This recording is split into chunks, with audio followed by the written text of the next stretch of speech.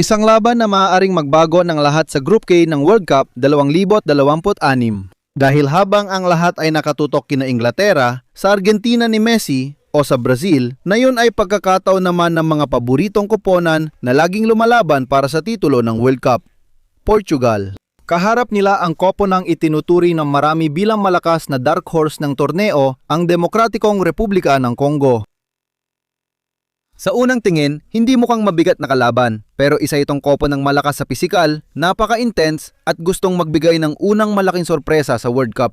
Pero bago ang laban, may tanong ang milyon-milyong tagahanga ngayon. Saan pwedeng mapanood ang laban ng Portugal kontra Demokratikong Republika ng Congo? Anong oras magsisimula? Saang channel ito mapapanood sa bawat bansa? Siyempre, nag-iibang oras depende kung saan mo pinapanood ang video. Sa mga susunod na minuto, ipapaliwanag ko ang lahat ng kailangan mong malaman. Ang oras, official na channel, posibleng lineup at mga mandalarong pwedeng magdesisyon ng laban. Ikukwento ko rin kung bakit mas mahirap ang laban na ito para sa Portugal kaysa iniisip ng karamihan. Sandali, may impormasyon na kakaunti lang ang may alam. Alam nating lahat na Portugal ang paborito. Pero dahil dyan, nagiging isa ito sa pinakadelikadong laban sa buong unang matchday.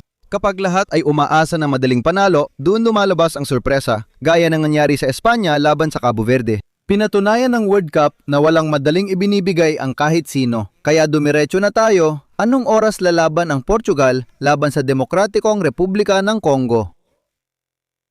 Siyempre, ngayong araw gaganapin ang laban sa loob ng ilang oras. Ito ang mga opisyal na oras depende sa bansang kinaroroonan mo habang pinapanood mo kami. Paalam, sa Espanya, alas 7 ng gabi. Sa Portugal, alas 6 ng gabi. Sa Argentina, alas 2 ng hapon. Ganon din sa Uruguay, alas 2 rin ng hapon. Sa Chile, alas 1 ng hapon, ganon din sa Paraguay. Alas 1 din sa Bolivia, alas 1 din ng hapon sa Venezuela, alas 1 din. Sa Republika ng Dominicana, alas 1 din ng tanghali. Sa Puerto Rico, alas 1 ng tanghali. Ganon din sa Estados Unidos, ito ay alas 1 sa Estados Unidos Central, alas 12 at sa Estados Unidos Pacifico, alas 10 ng umaga. Sa Mexico, sa lungsod ng Mexico ay alas 12 ng tanghali. Ganon din sa Costa Rica ay alas 12, pati na rin sa Guatemala, El Salvador, Honduras, Nicaragua, Colombia, Peru, Ecuador, Panama.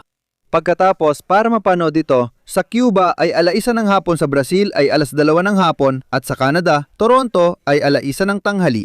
Ngayon, saan mapapanood ang laban? Kasi marami dito ang hindi nakakaalam, pero sa Espanya, mapapanood ito sa RTVE Play. Sa Portugal, ipapalabas ito sa RTP. Sa Argentina ay mapapanood sa TIG Sport at sa D-Sport. Sa Mexico, mapapanood ito sa TUDN at sa VIX. Sa Estados Unidos, mapapanood ito sa Fox TV at sa Telemundo. Sa Brazil naman ay papalabas ito sa Globo at Sport TV. Sa Colombia, Ecuador at Peru, mapapanood ito sa D-Sport at sa D-Go.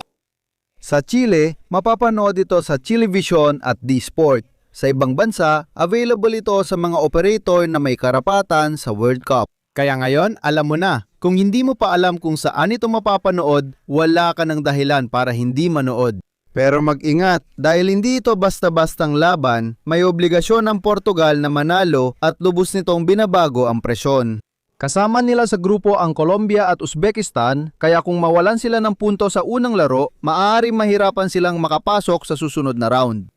Gusto ni Roberto Martinez na simulan agad gamit ang full force ng kopo ng puno ng bituin at malinaw ang layunin. Magpadala ng mensahe sa iba pang koponan sa World Cup. Gusto rin nilang patunayan na mas magaling si Cristiano kaysa kay Messi, palagi nila itong sinusubukan. Palagay ko, hindi mangyayari yon, pero susubukan pa rin nila matapos ang panalong 3 sa wala ng Argentina at 3 goal ni Messi. Susubukan nila sa lahat ng posibleng paraan. Halos ganito rin ang mga posibleng lineup. Para sa panik ng Portugal, maaring magsimula sina Diogo Costa, Joao Cancelo, Ruben Dias, Gonzalo Inacio, Nuno Mendes, Vitinha, Joao Neves, Bruno Fernandes, Bernardo Silva, Rafa Leao at Cristiano Ronaldo. Talagang kahanga-hanga ang koponang ito at mataas ang kalidad sa bawat posisyon. Ngunit gusto ring manggulat ang Demokratikong Republika ng Congo. May mga manlalarong sobrang physical at mabilis at mga futbolistang linggo-linggong naglalaro sa mga pinakamahusay na liga sa Europa. Dito rin lumalabas ang isa sa mga pangunahing bida sa laban. Siyempre, si Cristiano Ronaldo. Tuwing World Cup, sinasabi lagi na baka ito na ang huli niya. Tuwing may laro ang Portugal, gustong malaman ng lahat kung makaka-score siya. Pero wag ding kalimutan si Bernardo Silva. Ngayong araw, opisyal na manlalaro ng Real Madrid. Si Bruno Fernandes ay mahusay na manlalaro ng United at si Vitinha ay kabilang sa pinakamahusay ngayon, si Rafa Leao. Mga manlalarong kayang magdesisyon ng laban para sa kanilang koponan. Pero maraming tao ang iniisip na madali lang mananalo ang Portugal. Iyon ang pinakalohikal. Sa unang tingin, mas malakas talaga sa papel ang Portugal kaysa Congo. Pero napakatakbo ng Congo at mataas silang mag-press. Kapag nanakaw nila ang bola, dumidiretso sila sa kontra-atake. Kung hindi agad maipasa ng Portugal ang bola, baka mahirapan pa sila ng lampas sa inaasahan. Bukod pa dyan, may isa pang napakahalagang detalye, ang goal difference. Kasi sa isang World Cup, madalas ang pagpasok sa susunod na round ay nadedesisyonan dahil dyan. At alam yan ng Portugal. Kung mabigyan sila ng tsansang maka-score ng 3 o 4 na goals, hindi nila babagalin ang laro. Sigurado ako dyan, kaya alam mo na. Magsisimula na ang laban. Hangad ng Portugal ang 3 puntos sa World Cup habang nais ng Demokratikong Republika ng Congo na maitala ang unang malaking sorpresa. Kung mangyari ito, isa ito sa unang malaking sorpresa ng World Cup. Tututukan namin lahat ng kaganapan. Dito sa channel na ito mo, maririnig ang pinakamahusay na pagkwento ng laban. Nandito rin kami kagabi, alas 3 na madaling araw, oras ng Espanya, kasama ang Argentina ni Messi. Nandito kami sa mga pinakamagagandang laban ng World Cup. Kaya wag mo kalimutang i-like ang video. Mag-subscribe ka na rin dahil tandaan mo, meron tayong maganda. Ang hamon ay maabot ang 500,000 subscribers dito sa World Cup. Nasa iyo kung gusto mo, matutupad yan. Kung ayaw mo, ayos lang, walang problema. Masaya pa rin kami kahit ano paman. Kung di mo pa alam saan mapapanood ang laban, nandito na ang schedule at channels. Depende kung saang bansa mo ako pinapakinggan. Isa na lang tanong, madali kaya ang unang laban ng Portugal?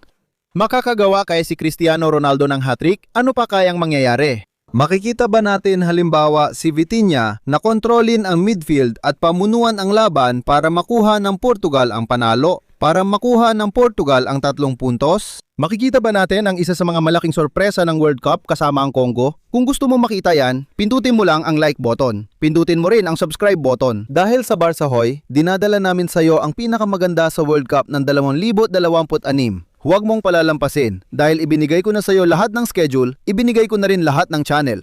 Para hindi ka makaligta. Kung ayaw mong panuorin ng laro, okay lang. Ginawa naming madali at simple para sa'yo. Para makarating ka sa tamang oras at tamang lugar sa tamang sandali. Portugal, Demokratikong Republika ng Congo. Nararanasan, nararamdaman dito sa Barca Hoy.